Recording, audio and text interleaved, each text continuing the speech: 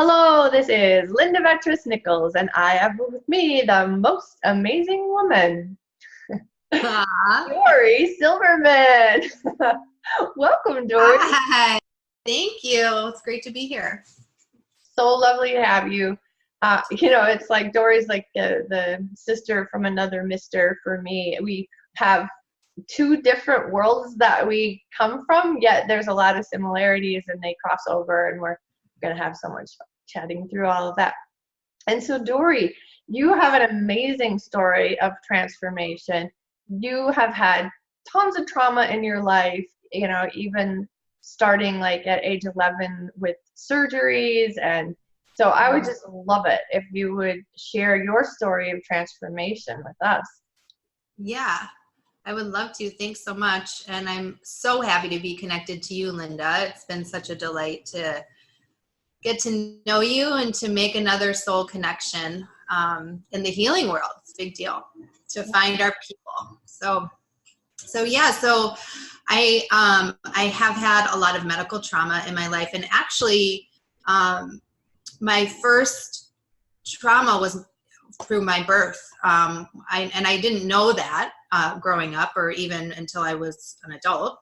But I did have birth trauma where I was pulled out of my mommy with forceps around my face like this. And I actually came out with a big crease down my face. Wow. And my dad always tells the story when he finally saw me, because it was 1972 and the men weren't allowed in the room.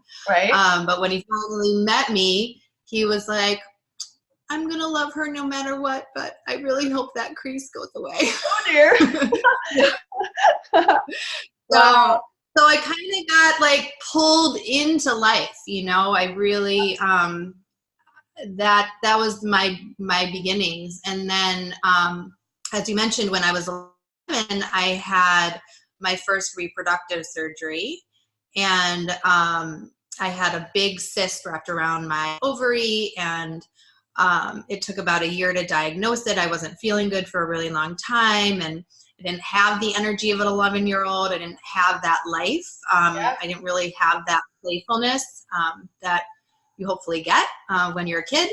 And then I had multiple surgeries after that for reproductive issues, fibroids, and all of that culminated about 4 years ago when I had a partial hysterectomy because I had 10 pounds of tumors in my uterus that were they were wreaking havoc on my life. They had I felt like I was pregnant all the time. I had to pee all the time. And then the amount of bleeding during my periods, I was hemorrhaging. My skin was ashy. I was super anemic. And so really, like, when you look at it, that bigger perspective of like, wow, all of this, all of these physical challenges for so long. And then coupled with, and what I think the medical trauma really resulted in a lot of the emotional challenges that I was having, which were depression, severe depression and anxiety. I've been suicidal twice in my life and have had depression has kind of been the main thing. And then more as I got older, the anxiety started to really create major problems. And that kind of came to a head when my mom passed away 3 years ago. So adding that grief on top of all of that old stuck energy from the trauma in my body system, my system was like, I'm fucking done. I was on the couch, exhausted. I had a hard time working. I had a hard time being social. And that's when I really started to, and I had been doing healing work my whole life to try to feel better physically and emotionally. But that's when I really started to dive into the work that I'm really passionate about sharing now.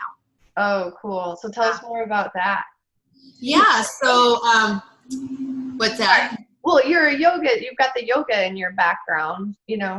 So I've been teaching yoga for 18 years, and my interest in yoga has always been for emotional health. And at the time when I started doing yoga, I had been doing therapy kind of my whole life. I started doing therapy when I was little. My parents put me in therapy to get me to stop sucking my thumb, which is a whole nother story we could talk about another time. But I've done pretty much every type of therapy you could think of, and art therapy, music therapy, talk therapy, dance therapy. I mean, just You I've did tried those it for all yourself, Dorie? for myself. Yeah. Yeah. Yep. And it was really when I was working with this therapist in Chicago who was an amazing mother figure to me and really started to help me to feel that unconditional love that I really didn't feel like I got from my own mommy. Yeah. That I had been working with her for a really long time, many, many, many years. And I felt like I got to a place where I was like, okay, I get it. Like I get in my mind why I feel the way I feel. Okay. Like I understand my story. I understand, all this. I understand the patterns, my family patterns, all the stuff. But I just don't feel like anything's changing in my life. Like I didn't feel like I was changing or that I was able to make different choices or that I really didn't feel that different. And so I had this instinct, like, I need to do something. I feel like I need to do something. And at the time I was smoking half a pack of cigarettes a day. I wasn't exercising. I was eating okay, but like not great. And I was like, maybe I'll try yoga. I'll just try that. So I stepped into a random class, which of course, as we know, nothing's random. And I took this yoga class from an amazing woman, Rita Noor, who doesn't live in Chicago anymore, but she's an amazing yoga teacher. And I remember doing sun salutations and standing at the front of my mat. And it was this really big aha moment. I took my arms up like this and I looked up and I was like, oh my God, I can look up. And I had realized that, and this is something that happens with depression, it's like a part of the nervous system response with depression, is that you actually aren't able, it's like your vision kind of narrows and you actually can't look up. That is so interesting, Dorie. And I don't know if you've heard this term, Sanpaku eyes. No. San is 3 in Japanese, I believe it is.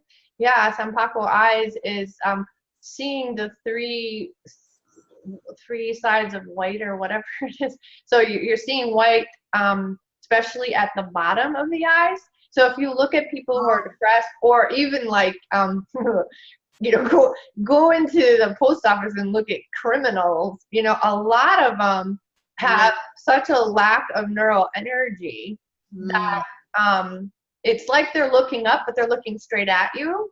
So there's all this white at the bottom of their eyes. There's 3 sides of white is how they would say it, top side. Oh, wow.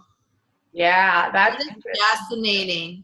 So that makes a lot of sense to me, knowing that as well. Yeah, it sort of felt like I had a visor on all the time. Like it was just kind of dark up here. And I didn't even realize it was happening until that moment where I took my arms up and I looked up and I was like, oh my God, I can look up. Wow. And of course there's that physical looking up, but then it's like the emotional and the symbolic of like, I can start to look up. I can start to have, a different view of life. Yeah, absolutely. Yeah. So that's when my yoga journey started, and I had such a profound shift in how I felt with the depression. Like the depression started to get better as I started moving my body more. Yeah. And the more my body, the more I wanted to take care of my body. And so within 6 months of beginning yoga, and I did work with that teacher privately for a while, I knew that I wanted to teach yoga. And at the time, yoga teaching was not as structured. Like there were trainings, but it wasn't like you had to be part of a yoga alliance or any of these types of accreditations. And my teacher was like, just start teaching, stuff, start teaching. So that's how it kind of organically happened. And then I started studying with her teacher, and I love it. fell in love with the system. Yeah, and you do have this aura about you that is very energizing, and I know you have a Facebook group. What's the name of your Facebook group again? It's called Vibrant Vixen Vortex. I love that. It's so, like, I just joined it because and one of the questions was, like, kind of how, what do you need, and it's like, I need more movement in my life. My background is dancer, and Yeah. yeah, and so you're just to be around you, Dorie, is so inspiring. I got up this morning, I did push-ups on the wall, and I did a minute plank. I love it. And it felt so good. So thank you so for that. good. Looking forward to more. What? Yeah. Yeah, and I learned so much from yoga, and from, I studied an alignment-based yoga called Anusara Yoga, which was very heart-centered and very, like, there was a structure to it.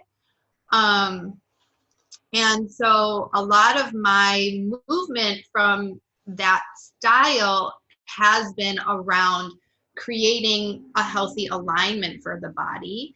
Mm-hmm. And I'm really fascinated by that. And I've helped a lot of people with pain and healing injuries and things like that through my yoga education. But as you're talking about, you were a dancer and now you're doing like these kind of little mini workouts, which is awesome. Like, that kind of structured movement is so great for us because it builds strength and flexibility, and we can start to really like become aware of like how I hold myself, and all those things are so important. Yeah. And the other piece that I've really learned through more, and I know we're going to get to it more, of like the nervous system work, is the other piece of it is like, we also are meant to be moving organically too. It's like, what does my body want to do? Not like I have to go run at the gym and then do weights. Like, all that's great, but then it's like, well, we also have this ability to be more like flowy in our movements. And when we lived in tribes, we were dancing all the time. We were dancing for the rain and the sunshine, and thanking nature for all of her gifts. And so I think that there's really important skills in learning to listen to our body through beat and through melody, really getting into that rhythm of who we are and learning to follow that too. And that's especially for women, right? Because we've been so cut off from our intuition and our bodies in so many ways. Yeah, absolutely, totally. I love that. And you're like, settle your shit. It's like, like you did through your depression, you got yourself re-regulated, and now you're doing that for others. And and you can do that in groups, you can do that one-to-one. You've been planning a program where people can just take it at their leisure. It's so cool what you're up to and how you're just reaching out to especially women going kind of through that aging process. I mean, it's so funny, like even at age 40, it's like, oh, all of a sudden, you need the glasses when you never need glasses, the eyes start to go or whatever. And, that stuff keeps happening, lots of different changes, especially for women. And to the point where you actually maybe lose your spouse or whatever, and then you're dealing with grief, or for some women they'll lose a child, whether it's in utero or not. Yeah. So and we're at so good with that. What?